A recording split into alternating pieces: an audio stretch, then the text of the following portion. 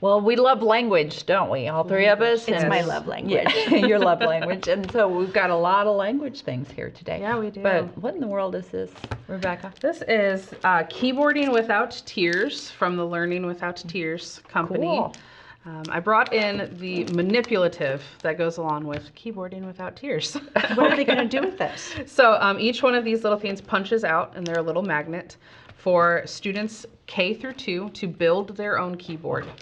And just a tactile thing for them to get their hands on, to get familiar with letter placement on a keyboard, because it then corresponds with the online software that you can get for keyboarding. Cool. Kindergarten through 5th graders have the option through this program to work on their keyboarding skills, to work on sentence structure, going into paragraph structure, going into writing little essays. Cool. So it just keeps building upon itself as they progress through the program. On top of just getting familiar with the keyboard, they're then also getting familiar with computer skills. Like what? Specifically test taking. So many of those like standardized testing, Just clicking on things with a mouse? Or learning how to scroll through to read a full question, learning how to click on the right answer, how to move to the next page. You know, some of those test taking skills that just are not intuitive to someone who's not on a computer a lot. There's a lot of states that either require or recommend some state testing of homeschool families, or sometimes you just want to do it to see how am I doing, and am I hitting all those grade level skills? You don't want that horror story of my kid failed the standardized test because they didn't realize they needed to scroll down on the page to get to the other questions. So they will build upon those skills as well within this Keyboarding Without Tears program. How do you know where you should place your child? It is grade leveled. So if you have a 4th grader, bring them in at grade 4. They'll have a nice opportunity to learn the placement of the keys on the keyboard. So no need to back up to 2nd grade if you're new to a computer. That's good to bring know. them in at grade level. So it's just a nice, very economic It is a bargain.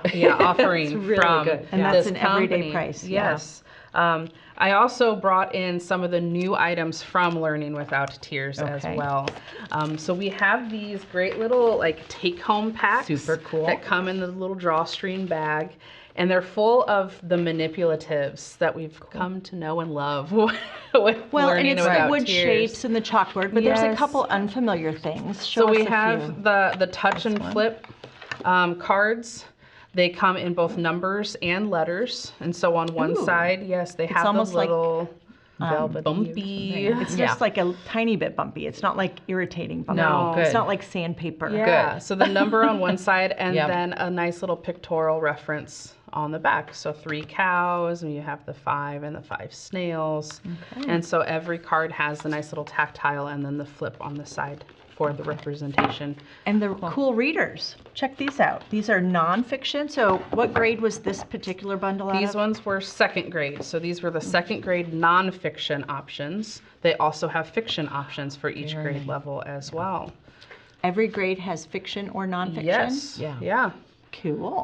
I like kids reading nonfiction because they really feel empowered when they read it. They like to learn stuff, and they have Tell everybody. Yeah, they have extra incentive. You know, look what I learned. Yes. Let me tell you how marbles are made. Yeah, which Animals you they discover. prefer that over a story sometimes. I found a lot of times. It's true. These are really cool, and you can travel with that bag. Right? Yep. It could be They're all even, back in you the could bag keep and- the bag like at grandma's for, you know. Oh yeah. It's a really Like that take idea. anywhere, and It so is. it's just another really nice offering from the Learning Without Tears And company. really convenient. Yeah, it's you know, very convenient. parents yes. appreciate tidy. Yeah.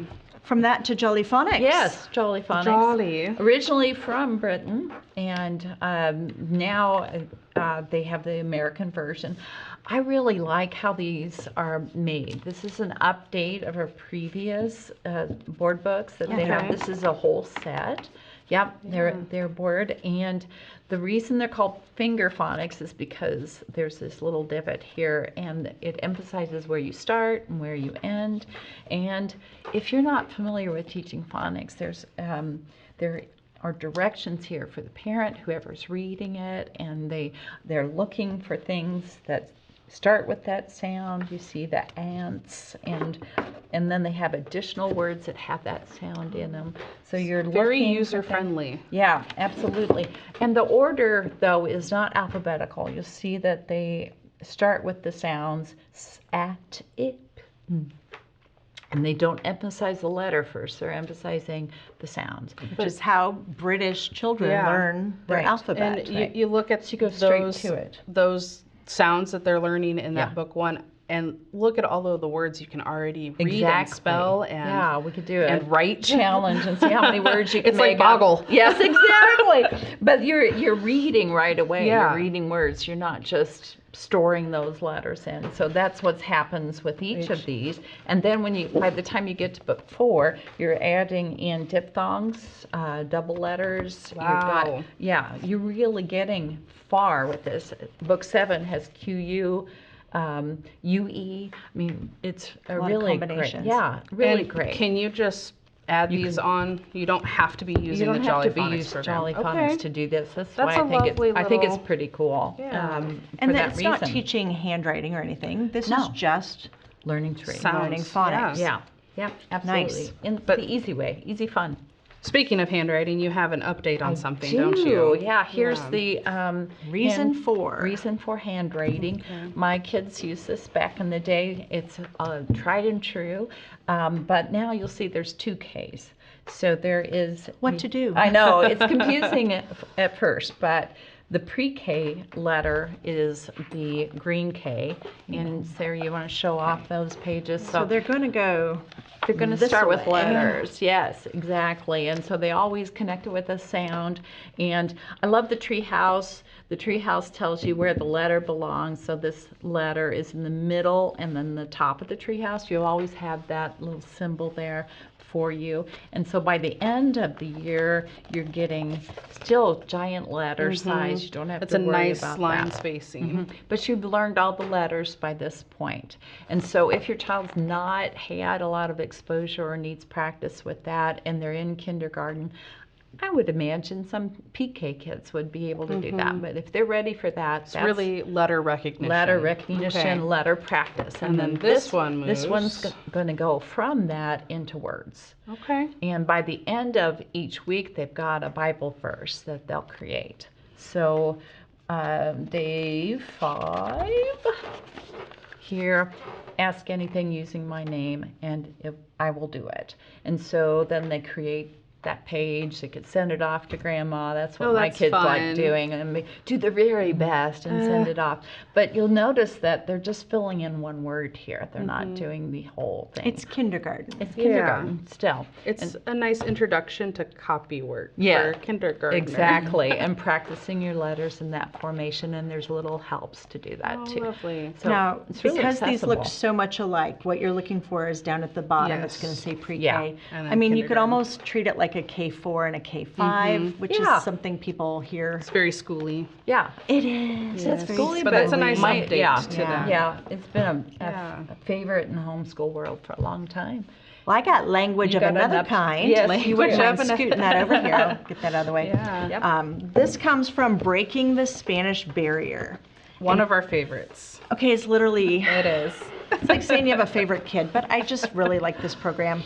As a past lifetime foreign language teacher, the philosophy here is so simpatico with mine, which is get the grammar out right away. Yeah, it's not something we put off and are scared of. And tons of vocabulary and lots of listening to dialogues, listening to native speakers. So this is not going anywhere. This is new, but this is a full year Spanish 1, full year Spanish 2. For high schoolers. For high schoolers, like no question. This is for high schoolers. Right. But what they got feedback on was they wanted an adaptation. They wanted an alternative. So we'll come back to that in a second. So Vamos, do you want to flip some pages there for me? Sure. Vamos is 1A and Camino is 1B. These are each 1 year, full year. Okay. Can be counted as high school credit, 1 year each. Okay. And from there, they're going to go into the level 2, which was that orange book. A lot of dancing going on. Each of these comes with online access. It's 12 months, so the only thing you'll need to add to this is the answer key. However, if you're doing it for a credit, get the homeschool package. It's got the quizzes, everything you're going to need. He added new vocabulary quizzes. And when I say he, I'm referring to the author, John Connor, because he came and visited us. And we've got a video that will be linked below. Oh, wonderful. You can watch John and I chew the fat on foreign language. He is just lovely and so passionate about his program and getting students to interact with people around the world. Yes. So how did these fit together? Well, these two are not just this book cut in half. They're literally adapted from the content of that book. So this is a 1-year course. This is a 1-year course. This is a 1-year course. Okay. All right. So when you're done with the blue and Camino, you go to the orange. The intermediates level then. You're what's the word ready. That's red. Yeah, what's the word for orange? Naranja. Naranja. Orange. It looks red to me. Sorry. Yep, this is the Spanish. The French will be coming out next year. Wonderful. Oh, that's awesome. Wonderful. Yeah. In the same format. Really Still has nice. that wonderful grammar, lots of vocab approach. And this one's in color. They're both in color. Yes. The others are black and white. I noticed that. I was like, ooh, I love the color. The videos, they keep it really current and lively and engaging. There's interactive flashcards on the online access, but their online features get better every time, and we're big fans. Very exciting. I think a lot of people love that. With these levels, the 1A and 1B, a middle schooler could do these as well. Yeah. I mean, if you want to do half of this in 6th grade and half of this in 7th grade, you could totally do that. If you want to do the full year, you can. Now, if you're doing this as a high schooler, probably about 8th grade and up, you're going to count this on your transcript. It depends on your state. You know, if your 6th grader is working ahead in other things and they're doing a high school course in 6th grade, that's something to find out if that is allowed to put on a transcript. That's not a universal thing. So, I mean, boy, did we cross language barriers this morning, didn't we? Lots of things. Yeah, that's I love awesome. it.